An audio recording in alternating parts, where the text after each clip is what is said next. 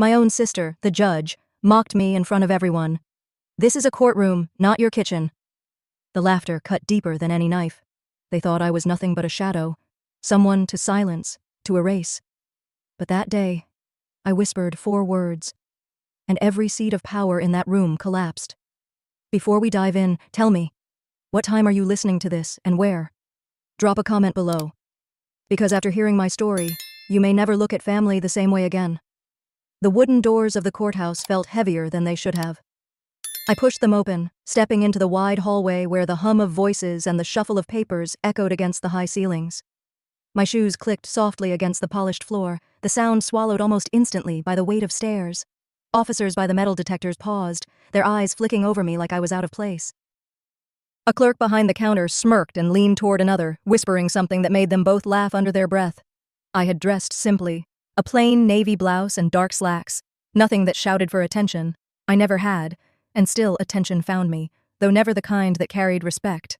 The room wasn't just indifferent, it was hostile, as if my very presence was some kind of inconvenience. When I walked into the courtroom, the air shifted. Heads turned. A low chuckle rolled through a few rows, the kind people share when they think you don't belong. My sister, Morwenna, sat elevated behind the bench, her robe perfectly pressed, her expression already sharp. She leaned forward, tapping her gavel once, not to bring order, but to punctuate her words. "This is a courtroom," she said, her voice slicing through the silence. "Not your kitchen." The room erupted in laughter. Even the bailiff grinned. My chest tightened, not from surprise, but from the bitter familiarity of it. I'd lived with that tone, that ridicule, since I was old enough to understand what it meant to be the youngest, the expendable one. I lowered myself into the hard wooden seat set aside for me, hands folded neatly in my lap as if that could make me smaller. I could still hear the laughter echoing, like a chorus that never stopped playing. Morwenna wasn't finished. She leaned back, eyes glinting as they met mine. "You're just a shadow. Leave before you embarrass yourself further." I didn't flinch. Not outwardly. Inside, it was like a blade twisting. A shadow. She'd said it before, whispered it at family dinners when I cooked and cleaned while they toasted each other's success. But here, in front of strangers and officials, the word carried the sting of finality, like she was stripping me bare in public. The murmurs swelled. Officers exchanged knowing looks. A few clerks stifled their laughter behind folders, not caring if I noticed. To them, I was powerless, irrelevant. My hand slid into my pocket, fingers brushing against the cool surface of a battered silver keychain. My father's. The last thing he gave me before he passed. A small anchor in a storm that had never truly ended. I clutched it tight, letting its familiar edges ground me while their words tried to wash me away. Memories flickered. Late nights hunched over ledgers, bills spread across the table while the rest of them planned vacations, parties, careers. I'd been the one to keep the lights on when the mortgage nearly slipped through our fingers. I'd been the one who stayed silent when my sacrifices were credited to someone else. And now, here I was, mocked in the very space where justice was supposed to live. I let my eyes drift over the crowd. Every smirk, every dismissive shake of a head. I stored their faces like notes in a ledger. Quiet, deliberate. They thought I was shrinking into myself. They had no idea I was counting, measuring every slight, every insult. I didn't speak. Not yet. Instead, I lowered my head, my lips barely moving as I whispered 4 words. So soft, they went unnoticed by most. At that very moment, the courtroom's main screen flickered. A ripple of static buzzed through the speakers. The laughter faltered, some turning their heads toward the sudden flash of red text bleeding across the projection. The room froze mid-echo.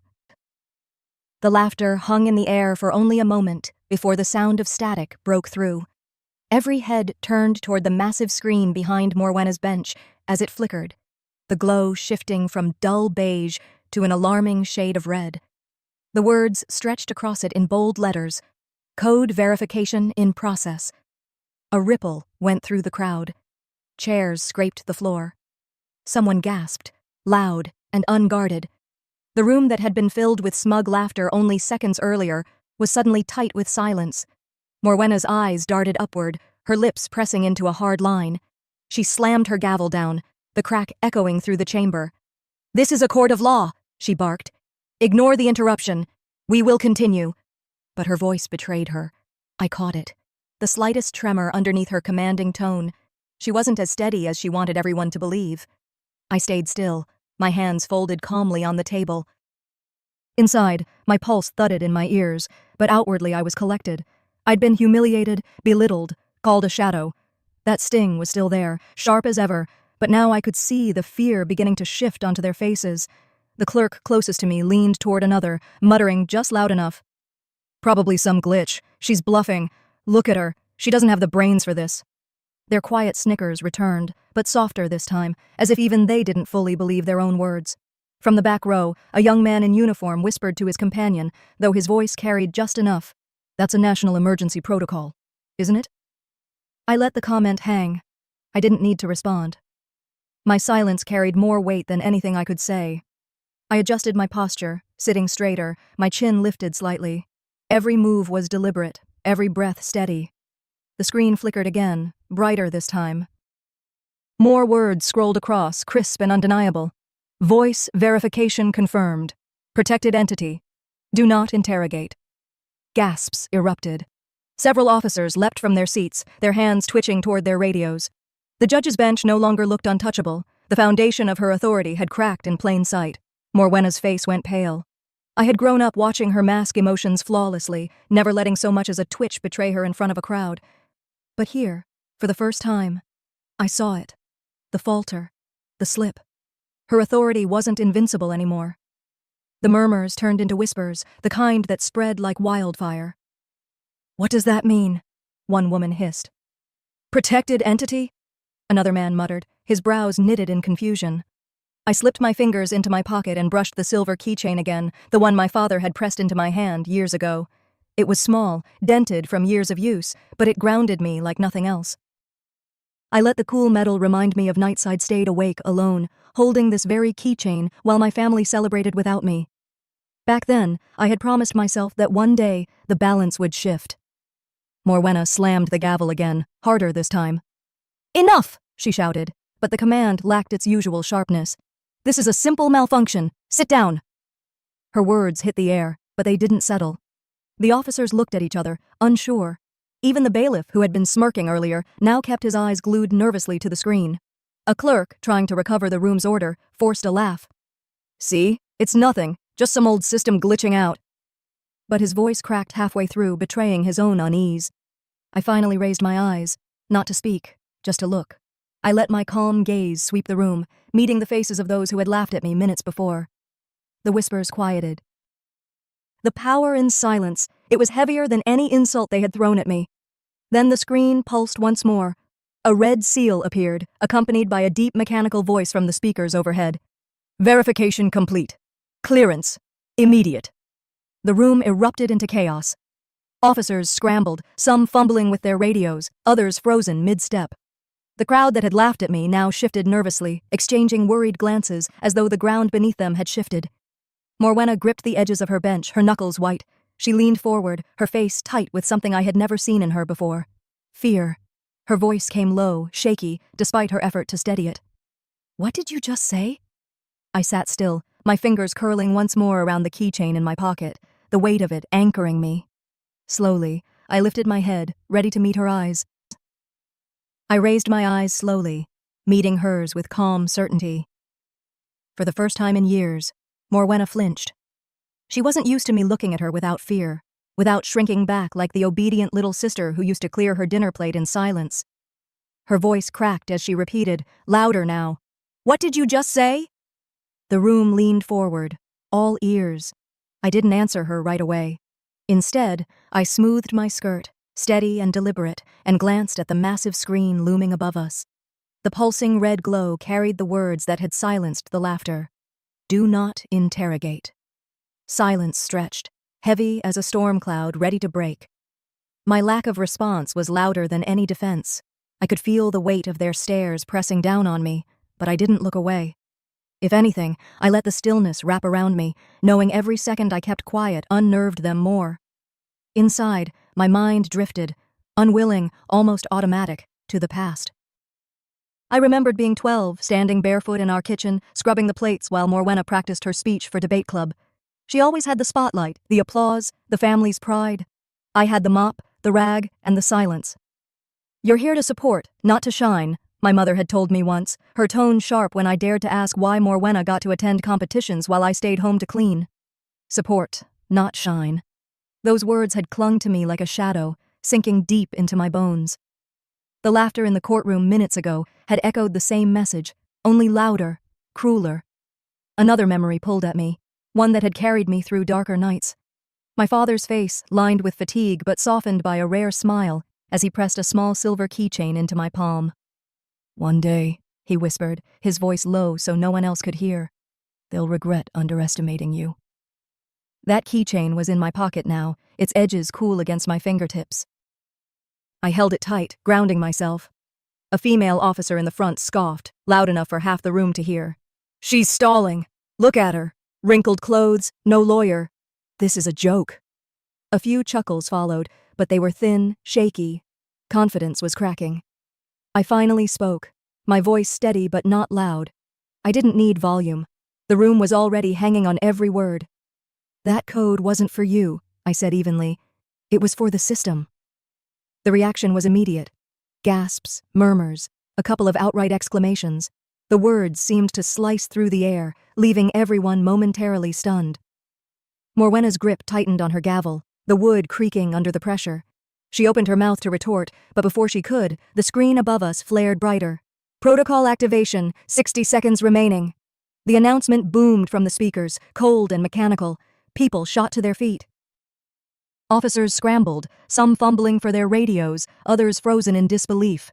Whispers filled the chamber, rising and falling like a tide no one could stop. "What is happening?"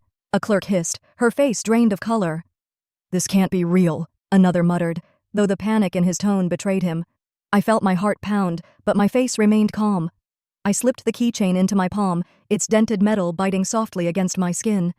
My father's words echoed again, steadying me. Morwenna leaned forward, her eyes wide with a fear she could no longer mask. "Stop this now," she barked. But the demand sounded more like begging than authority. I stayed silent. I knew my silence was louder than anything she could throw at me. The countdown on the screen ticked downward, each second flashing in crimson. 59. 58. The murmurs turned into frantic whispers. A man in the second row whispered to the woman beside him, "If that code's real." He trailed off, but his pale face finished the sentence for him. At the front, a colonel shifted in his seat, his jaw tight, his voice a sharp whisper to the officer next to him. "If that code's real, we're in trouble." The words spread like a cold wind through the room, and for the first time, I wasn't the shadow anymore. They were. The numbers ticked lower, the glow deepening with each beat. The screen's glow deepened crimson as the final seconds ticked away. I could feel the entire room holding its breath, every eye darting between the countdown and me. The glow painted every face a shade of red, exposing the cracks in their confidence. At that moment, even the wood-paneled courtroom, so often a symbol of control and law, felt like a stage set ready to collapse. Then a voice cut through the silence. "This is not a drill." The colonel stood abruptly, his posture stiff, though his voice betrayed something I had never thought I'd hear from a man like him. Fear. It wavered, just slightly, but enough. Whispers cascaded across the rows of uniforms. The very officers who had laughed at me moments earlier now shifted uncomfortably, exchanging nervous glances. Some fiddled with their belts, others clutched their radios like lifelines. Morwenna slammed her gavel, the sound sharp but hollow. "Sit down." "She's bluffing!" she barked, though her own eyes betrayed the tremor in her composure. Her cheeks flushed, and her hand trembled ever so slightly as it gripped the gavel again. From the observation gallery above, a voice boomed, commanding even more attention than hers. A congressman, recognizable from the news, leaned over the railing, his fist hitting the desk in front of him. "If she's telling the truth, we're compromised. Do something." His tone was fierce, urgent, carrying the weight of politics and power. The panic doubled instantly. The gallery erupted in chatter. Some shouted for order, others scrambled to make calls. The atmosphere no longer belonged to Morwenna. It belonged to fear. Through it all, I sat still. My back straightened, my hands folded, my silence steady as stone. I waited until the noise reached its peak, then spoke softly, my words cutting through the chaos like a knife. "I warned you. The system never forgets." The room froze again, The colonel turned sharply toward me, his jaw locked tight. Morwenna's lips parted, as if to speak, but no sound came. From the far side, an officer barked a laugh, high-pitched, shaky. "She's a fraud!" he shouted. "Look at her! Plain clothes, no counsel, nothing! You all are losing your heads over nothing!" But his defiance didn't carry far. Others leaned toward one another, their whispers laced with dread. "I've heard of it," one muttered. "The Key Voice program. They said it was disbanded years ago." Another shook his head quickly. "Officially, yes. But if that's what this is..." His eyes flicked toward me, his face pale. The young soldier from earlier, the one who had whispered when the first code appeared, now sat rigid, his eyes wide. "She's real," he murmured to himself, as if admitting it out loud might change everything. The countdown ended. The screen flashed one last time, bathing the chamber in blood-red light. Voice confirmed. Operation Red Desert suspended. Gasps filled the air. Some officers stumbled back into their seats. Several clutched their radios, frantically calling their superiors. Papers fluttered to the floor as clerks scrambled, their faces drained of color. Morwenna's gavel slipped from her hand, clattering against the bench with a hollow echo. She gripped the edge of the desk as though it might steady her, but I could see her knuckles whiten, her confidence unraveling thread by thread. Through it all, my hand remained in my pocket, fingers curled tight around the battered silver keychain. Its weight was small, but it anchored me more firmly than anything else in the room. My father's words whispered through me, as if carried by the hum of the system still flickering above. "One day, they'll regret underestimating you." Morwenna leaned forward, her face drained of its usual commanding color, her voice no longer sharp, but low, venomous, almost pleading. "What have you done, Rowena?" I lifted my chin for the first time that day, and the silence felt heavier than any gavel strike. The courtroom buzzed like a disturbed hive, every corner alive with murmurs, the harsh vibration of phones, the rustling of frantic papers. The congressman dabbed his forehead with a handkerchief, while officers leaned toward each other in nervous whispers. I sat perfectly still, outwardly calm. But inside, my heart hammered so loud I wondered if anyone could hear it. The crimson glow had faded, yet the weight it left lingered in every glance cast my way. Part of me wanted to rise, to walk out and let them stew in their confusion. I imagined slipping away quietly, leaving them to wonder whether I had truly held power or simply played a bluff. "Maybe I should just walk away," a voice inside me whispered. "They'll believe what they want, no matter what you show them." But then, my fingers found the silver keychain in my pocket. Its worn edges pressed into my palm, grounding me in a way words never could. My father's voice, steady and unshakable even in memory, filled my mind. "One day, they'll regret underestimating you." I drew a slow breath and stayed seated. Across the bench, Morwenna leaned forward, her face tight, her eyes sharp as glass. "You think codes will save you?" she spat. "You're nothing but a bitter little sister clinging to fairy tales." The words sliced deeper than I wanted to admit. She knew exactly where to strike. All my life, I'd been the shadow to her brilliance, the one told to clean up while she accepted praise. "Support, don't shine," they used to say. It was a script I had lived for decades. Hearing it now, from her lips in front of this entire courtroom, almost made me fold. The keychain bit into my palm as if urging me to stay steady. Still, for a fleeting moment, the urge to stand and leave nearly won. My throat tightened, my body heavy with the same exhaustion I'd carried through years of being erased. Then a voice carried over the murmurs. A young female clerk, standing near the gallery, muttered just loud enough to be heard, "Women like her should just stay in the kitchen." The laughter that followed was small but sharp, a dagger twisting. I turned my head slightly and caught sight of the young soldier who had spoken earlier. His eyes were fixed on me, not mocking, not sneering, but searching, nervous, expectant. And in him, I saw myself at 18, scared, ignored, hoping someone, anyone, would stand up. If I walked away now, I wouldn't just betray myself. I'd teach him, and everyone watching, that silence was the only answer. I straightened in my seat, my hand sliding into my bag. Slowly, deliberately, I withdrew a sealed envelope. Its wax seal glimmered faintly under the overhead lights, the imprint unmistakable. I rose and stepped forward, every eye locked on me. The air shifted, charged with anticipation. I laid the envelope on the judge's bench, just inches from Morwenna's gavel. My movements were steady, though inside my chest burned with adrenaline. The congressman leaned so far forward his chair groaned. The colonel's jaw clenched tight, his gaze snapping from the seal to my face. Morwenna's hand trembled where it gripped the gavel. She tried to sneer, but the expression faltered, the confidence she wore like armor now riddled with cracks. "You wanted proof?" My voice was low, but it carried across the chamber, silencing every whisper. I stepped back slightly, meeting her eyes without flinching. "Read it." The envelope lay there between us, its weight far greater than paper and wax. Morwenna's hand trembled as she reached for the envelope. The wax seal glistened under the harsh fluorescent lights, and I could hear the faint scratch of her nails against it as she hesitated. The entire room seemed to hold its breath, the silence broken only by the soft hum of the overhead lights and the occasional cough from the gallery. She broke the seal. The sound of the wax cracking was louder than any gavel strike had been. With careful, deliberate movements, she unfolded the thick paper inside. Her eyes scanned the words, and I saw it, the moment her mask slipped. Her jaw went slack, her lips parted, and her voice, usually firm and commanding, faltered. This bears the Supreme Commander's signature." The reaction was instant. Gasps rippled through the crowd, sharp and startled.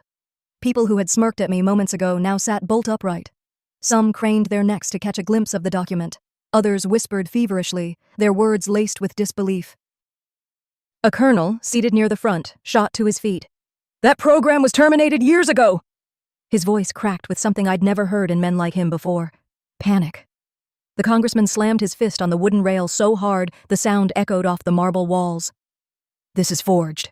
She's manipulating us." His face flushed crimson, beads of sweat glistening on his temples. Clerks at their desks bent over their laptops, fingers flying across keyboards. I noticed some erasing transcripts already typed, desperate to distance themselves from whatever was unfolding. Through it all, I remained still. I didn't smile. I didn't gloat. I simply folded my hands in my lap and said quietly, "It reactivates only when spoken by the rightful voice." The words landed heavy, rolling through the air like stones hitting still water. Every whisper seemed to stop at once. I could feel the weight of their stares pressing against me, searching for cracks, for weakness, for something to use against me. Morwenna slammed the paper down on the bench, her voice snapping like a whip. "This doesn't absolve you. You destroyed classified files. You are still guilty." Her tone was sharp, but the desperation beneath it rang clear. For the first time, I saw fear flicker behind her eyes. The crowd shifted, uneasy, unsure whether to cling to her authority or believe the document in her hands. Then the massive screen behind her flickered again. Bright red text filled the room. "Operation Red Desert terminated. All personnel stand by for debrief." The sound of buzzing phones followed immediately, vibrating in pockets, on tables, in trembling hands. I watched as the colonel glanced at his own screen, his face draining of color. Several high-ranking officials around him did the same, their mouths tightening, their fingers flying as they typed frantic messages to their superiors. Careers, I knew, were collapsing in real time. I lowered my eyes briefly, brushing my thumb over the worn grooves of the silver keychain hidden in my pocket. Its familiar weight steadied my hand, reminding me I wasn't standing here alone. Morwenna, cornered but not defeated, leaned forward. Her words dripped with venom. "You're pathetic. You had to hide behind codes and dead men's words because you never built anything of your own." Her insult sliced at the rawest part of me. The years of being told I was nothing more than a shadow, that I would never be enough without someone else's name behind me. For a heartbeat, it stung. But then I lifted my gaze to meet hers, steady and unbroken. I rose slowly, my voice calm but firm, carrying across the courtroom like steel wrapped in velvet. "I didn't come here to destroy you, Morwenna. You destroyed yourself." The silence that followed was heavier than stone, every eye flicking between us, waiting for the next blow. The congressman shot to his feet, his voice trembling with rage. "This is a farce! She planted that directive!" His face was blotched red, veins standing out on his temples as he shouted across the courtroom. The room erupted again. Officers shouted for order, their commands swallowed by the clamor. Phones buzzed relentlessly, screens glowing in trembling hands. The colonel barked, "Seize her belongings now! I want everything in that bag checked!" His tone was urgent, but beneath it, I caught the waver of fear. 2 officers advanced toward me, their expressions caught somewhere between duty and doubt. I sat perfectly still, watching them approach. I didn't flinch, didn't raise my hands defensively. Instead, I spoke softly, each word measured and calm. "Everything you're looking for is already on the record." My composure seemed to rattle them more than any scream or struggle could have. They paused mid-step, exchanging glances, as though questioning whether they were about to walk into something far bigger than themselves. From the bench, Morwenna leaned forward, lips curling in a smirk. Her voice sliced through the din, sharp and mocking. "You think this piece of paper changes who you are? You're still the little sister who cooked while I conquered." Her words hit like a blade sliding into an old scar. I felt the sting of memories I'd spent years trying to bury. Thanksgiving dinners where I sat at the far end of the table, pouring gravy while Morwenna gave speeches about her successes.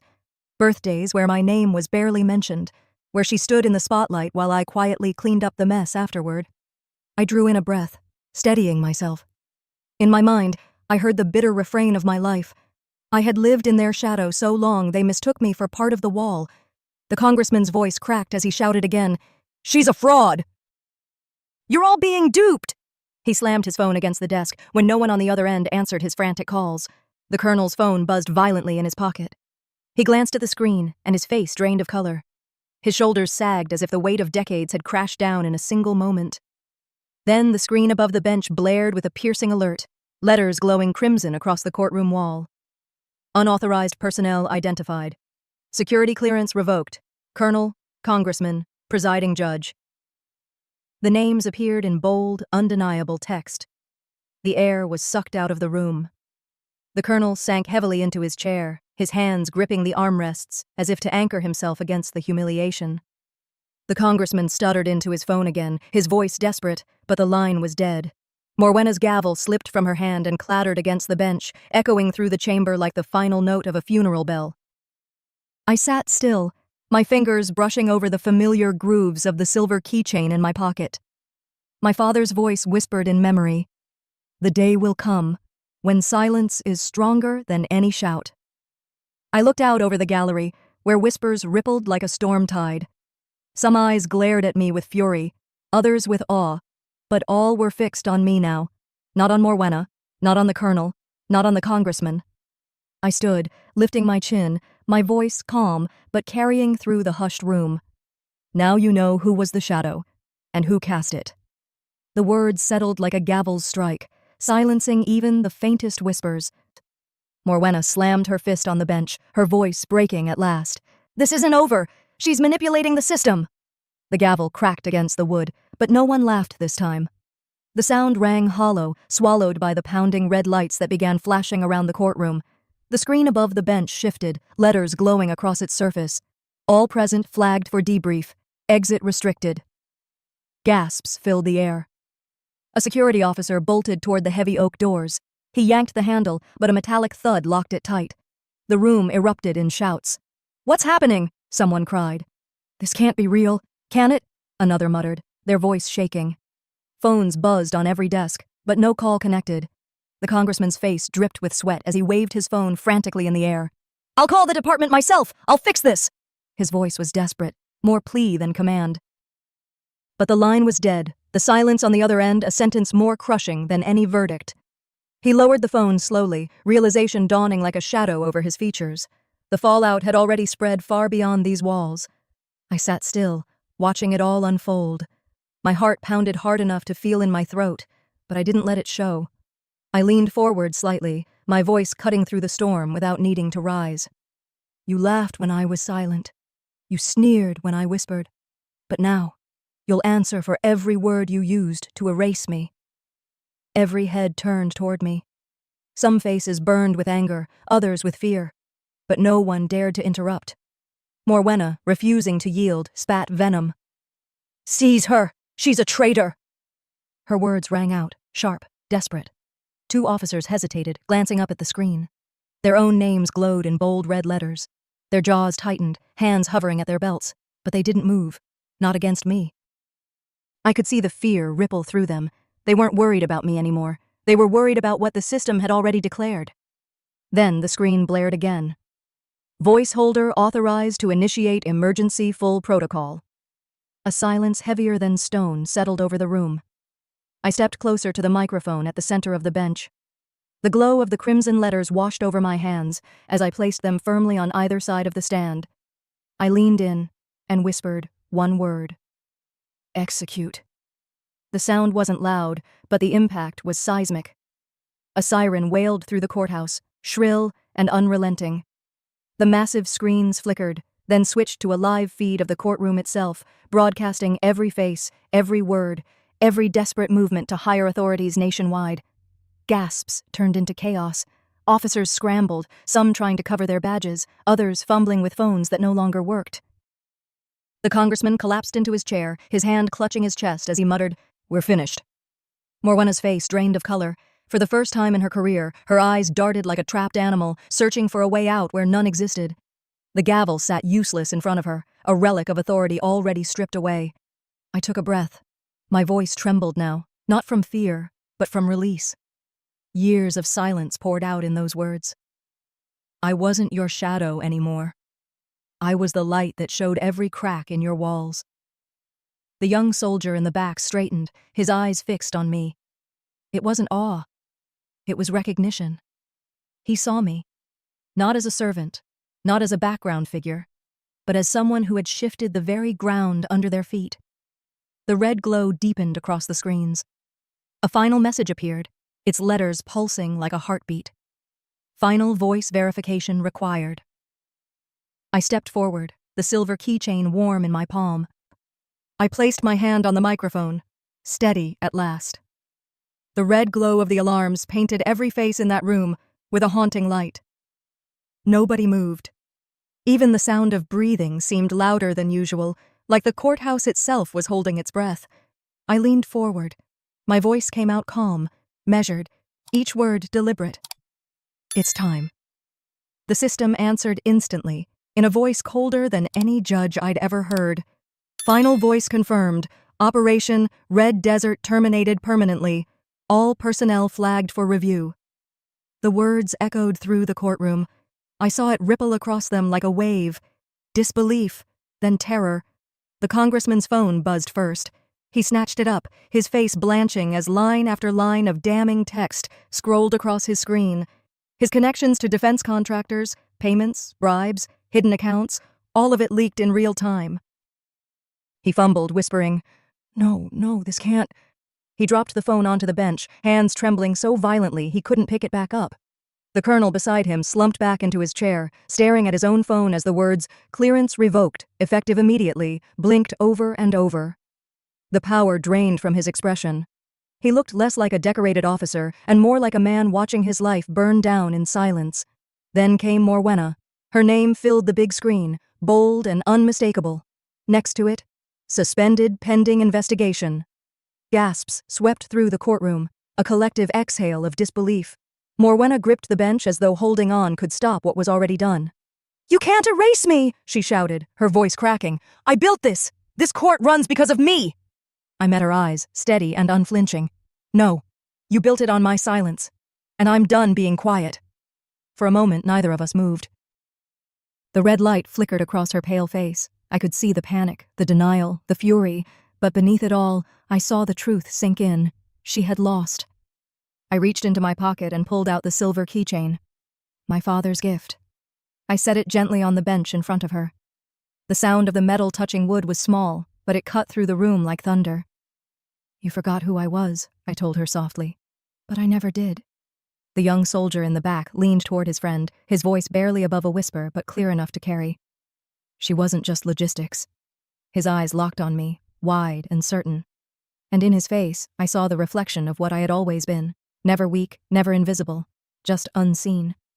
I didn't need applause. I didn't need recognition. But in that moment, I knew the truth had spoken louder than years of their laughter. Two silent agents in dark suits appeared at my side. They didn't grab me or shove me. They simply walked with me toward the doors, now unlocked. As I stepped through, I didn't look back. The night air outside felt cooler, freer. By the time I returned home, the sun had dipped low, painting the sky with streaks of deep orange. I poured myself a glass of water, the weight of the day settling in. My husband reached for my hand, brushing his fingers against mine without a word. I didn't need him to say anything. I stared at the condensation on the glass, the silver keychain resting on the counter beside it. Narration. They had mocked me, erased me, laughed at me, but I didn't need their recognition anymore. The truth was enough. I wasn't their shadow anymore. I wasn't their kitchen maid or their punchline. I was Rowena.